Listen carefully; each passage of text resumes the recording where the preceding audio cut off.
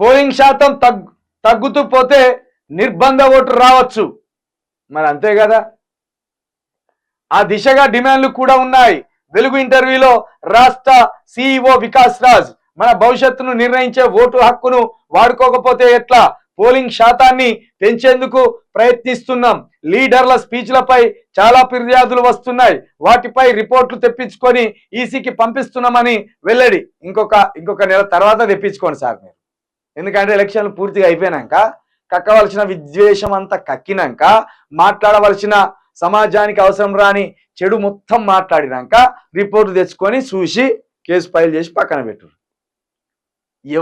ముస్లిం రిజర్వేషన్లు కొట్టేస్తాం, ముస్లిం హిందుత్వం ఈ మాట మాట్లాడినప్పుడే అనర్హుడిగా మోడీని ప్రకటించాలి, అనర్హుడిగా అమిత్ షాను ప్రకటించాలి, బండి సంజయ్ని ప్రకటించాలి.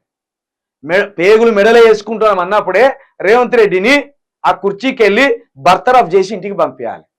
కక్కవలసిన విద్వేషం మొత్తం కక్కినాక ఈ ఎప్పుడు రిపేర్లు తెచ్చుకుంటారు, 2 రోజులలో ఎలక్షన్ అయిపోతాయండి.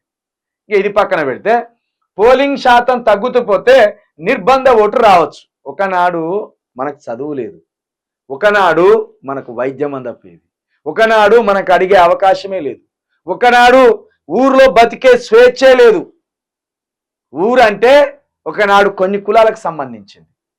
అలాంటి ఊర్లో ఈరోజు అన్ని కులాలు కలిసి జీవనం కొనసాగిస్తూ ఒక కులం పెద్దది ఒక కులం చిన్నది అనే తారతమ్యం మనసులో ఉన్నప్పటికీ సమాజంలో అది వ్యక్తపరిస్తే కేసుల పాలయ్యేటట్టు, మనం తీసుకుపోయి జైలు వేసేటట్టు ఈ రోజులు వచ్చినాయంటే కేవలం ఓటు పుణ్యం. ఈ ఓటు అనే మహాయుధాన్ని బాబాసాహెబ్ అంబేద్కర్ గారు మనకు ప్రసాదించింది.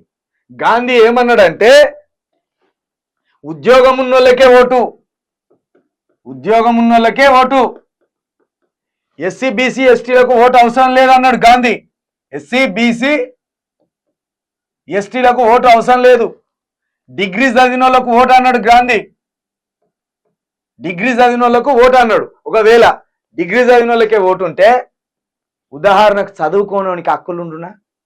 చదువుకోనోడు ఇప్పుడు ఒకడు బలిసినోడు వచ్చి చదువుకున్నోని హింసించి కొట్టి లేకపోతే అత్యాచారం చేసి చంపితే వాడు ఎవరిని అడగాలి, వాళ్ళ ఇంట్లో ఎవరిని అడగాలి? అది ఉందా? ఆ హక్కు ఉండకపో డిగ్రీ ఉన్న వాళ్ళకు ఉంటే. ఉద్యోగం ఉన్న వాళ్ళకే అంటే కూలీనాలి చేసుకునేటోళ్ళు అయ్యా మాకు 18 గంటల పని ఇస్తాను, 16 గంటల పని ఇస్తాను, మేము చేయలేకపోతున్నాం, మాకు గిన్ని గంటలే డ్యూటీ ఉండాలి, మేము గిన్ని గంటలే మేము కష్టం చేయాలి అని అడిగే అవకాశం ఉండునా? అసలు మాకు ఉద్యోగంలో జీతాలు పెంచండి, కూలీలకు జీతాలు పెంచండి అనే అవకాశం ఉండునా? అది ఓటు హక్కు ద్వారా వచ్చింది. ఎవడైతే ప్రజలను సౌకర్యంగా ఉంచుతాడో వాణ్ణి ఓటు ద్వారా ఎన్నుకునే అవకాశం వచ్చింది. అది బాబాసాహెబ్ అంబేద్కర్ సాధించిన ఘనత.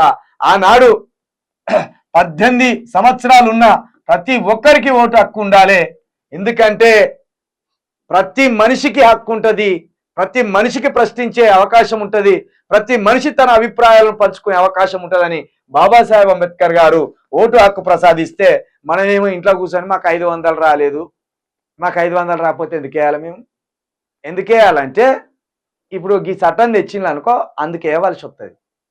ఓటు వేసినోనికే రూపాయి కిలో బియ్యం, ఓటు వేసినోనికే ఉద్యోగాలకు అప్లై చేసుకోవాలి, ఓటు వేసినోనికే 6 గ్యారంటీలు, ఓటు వేసినోనికే సంక్షేమ పథకాలు. అంటే గప్పుడు సచ్చుకుంటారు, రూపాయి ఇవ్వకపోయినా వచ్చి ఓటేస్తారు. ఆ రోజు రావాలి. నిజంగా ఓటు వేసిన వాళ్ళు లేదా తెలవాలి. తెలిసినాకనే నువ్వు ఓటు వేయలే నీకేం రావు. ఎందుకు మరి? నువ్వు ఈ దేశంలో ఉన్న నీకు ఈ ప్రభుత్వాలు బియ్యం ఇస్తున్నాయి, సంక్షేమ పథకాలు ఇస్తున్నాయి, సర్వ సౌకర్యాలు ఇస్తున్నాయి, కానీ నువ్వు వచ్చి ఓటేసుకోవు నీ బాధ్యతగా. ఏనప్పుడు నీకెందుకు ఇవ్వాలి ఇవన్నీ? నువ్వు ఈ అసలు నువ్వు చచ్చిపోయిన శవంతో సమానం ఇక. కాబట్టి ఓటు వేసి ఆ ఓటు ద్వారా నీ అభిప్రాయాన్ని, నీకెవరి ఇష్టమో వాళ్ళకి ఓటేసుకో. అట్లా వేసినప్పుడు నీ అభిప్రాయం తెలుస్తుంది, నువ్వు ఎటువైపు ఉన్నావో తెలుస్తుంది. కాబట్టి నిర్బంధ ఓటు రావాలి, ఖచ్చితంగా నిర్బంధ ఓటు రావాలి. ఓటు వేసినోనికే సంక్షేమ పథకాలు, ఓటు వేసినోనికే అభివృద్ధి అనేది రావాలి. అప్పుడు కానీ ప్రజలు సిట్రైట్ అవుతారు, పైసలు కూడా తగ్గుతాయి, పైసలు కూడా పంచవలసిన అవసరం లేదు.